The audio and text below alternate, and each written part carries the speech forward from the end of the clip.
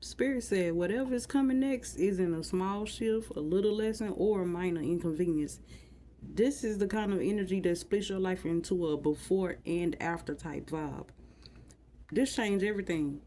Welcome to Once in a Blue Moon. I'm your favorite faces, melanated mystic, guided by spirit and always in divine timing. You didn't land here by accident, so let's tap in and see what the cards have for you today. Okay, I need y'all to pay attention because out of 5 of these cards, 4 are major arcanas, and that's a big deal. And major arcana cards don't usually show up to talk about what you're having for lunch next week.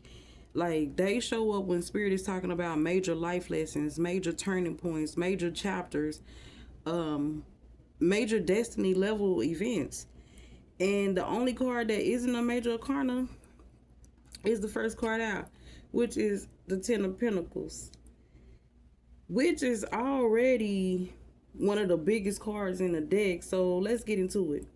Like I said, the first card out is the Ten of Pentacles, which is money, legacy, family, wealth, generational blessings, long-term security, the kind of success that changes your household, not just your bank account. And Spirit is showing me somebody who's been working towards something much bigger than themselves. This isn't I want extra spending money energy. This is I want my entire bloodline to move different. Trust fund babies. Then the next card come out is the Devil. And immediately the energy gets complicated because before this blessing arrives, something has to be confronted. A toxic attachment, a limited belief, addiction, a fear, a cycle, a person, in a situation you've outgrown but you keep entertaining anyways. And Spirit keeps showing me somebody saying they want abundance while still holding hands with the thing that's blocking it. That's uncomfortable because the devil doesn't always represent evil. Sometimes it's simply the thing you become comfortable carrying, even though it's hurting you. Then the next card out blew my mind. The freaking Tower card. And there it is.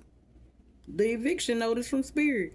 Because when the Devil and the Tower card show up together, Spirit is not asking anymore. Spirit is removing.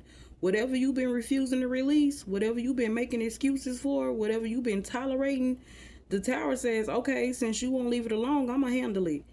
And this could be a job, a relationship, a mindset, a friendship, a business model, a living situation, something built on shaky foundations. And here's what I need somebody to hear. The Tower doesn't destroy healthy things. It exposes unstable things. And that's why it hurts. Because we're attached to the thing being exposed. Now, here's where the reading gets beautiful, because after the Tower card comes the Sun card. And this is one of the happiest cards in the entire deck. This is clarity, joy, success, freedom, recognition, truth. Spirit keeps showing me somebody looking back 6 months from now saying, thank God that happened. Not because it felt good in the moment, but because of what it made possible afterwards. For an example, imagine somebody losing a job they hated. They're devastated, panicking, angry.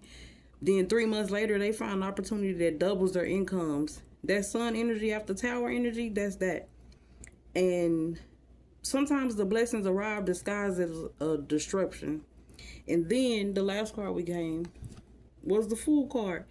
I honestly think this reading is so beautiful. Like, I never did a reading with mostly all major arcanas. And then the Ten of Pentacles, like, this is my favorite card. I like the Tower card as well, too.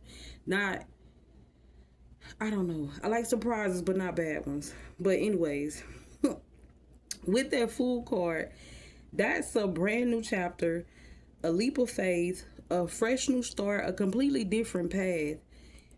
And spirits keep showing me somebody standing on the edge of a cliff with a suitcase. Not because they're falling, but because they're finally ready to move. And the Fool says, you cannot start the next chapter while dragging the old one behind you. And that's the entire reading. This is not small. This is not casual. It's definitely not temporary.